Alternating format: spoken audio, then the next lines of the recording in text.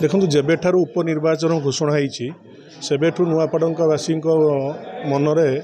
अद्भुत अद्भुत प्रकार उत्साह और उद्दीपना सृष्टि होती लोक मैंने मनस्थ करिसेंती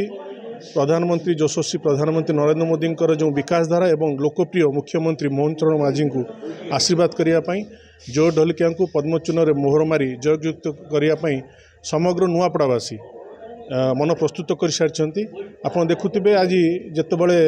या 2 दिन पूर्व गोटे दिन पूर्व आमर प्रिय मुख्यमंत्री जो नुआपड़ा गस्तर आसते जनसमुद्र सृष्टि होता एथुरु प्रमाणित होची भारतीय जनता पार्टी नुआपड़ार विजयी होगाकू जाऊँगी एवं ये विजय निश्चिंत नुआपड़ार जो विकास गति अच्छे विकास गति को अधिक तेज कर दीर्घ दिन आसिक बुथ वार्ड बुलूँ कौन माहौल रही बर्तमान देखो गोटे साधारण लोकटे जानी सारी जदि आज विकास चिन्ह कहुए सी है पद्मफूल चिन्ह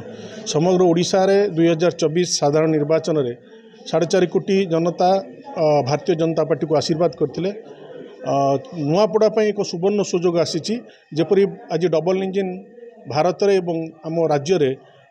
जपरी विकास धारा जारी रही नुआपड़ा से विकास धारा सामिल हम से आम जितोटी वार्ड जितोटी बूथ बुलुचु युवक कहतु चाषी कहतु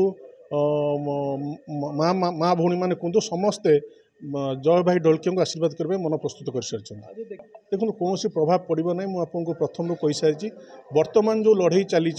बर्तमान बीजेडी एवं कांग्रेस भितर लड़ई चलती किए द्वितीय और तृतीय स्थान रही लड़ई चली कारण लोक मैंने जिते आपंकर लोकतंत्र गणतंत्र रे साधारण जनता हेले सर्वश्रेष्ठ लोक मैंने जिते प्रस्तुत हो सारी मानसिक भाव प्रस्तुत हो सारी भारतीय जनता पार्टी आशीर्वाद करेंगे जो कौन मुख्यमंत्री आसिले भी जो आसिले भी ता कौन फर्क पड़ो ना। धन्यवाद।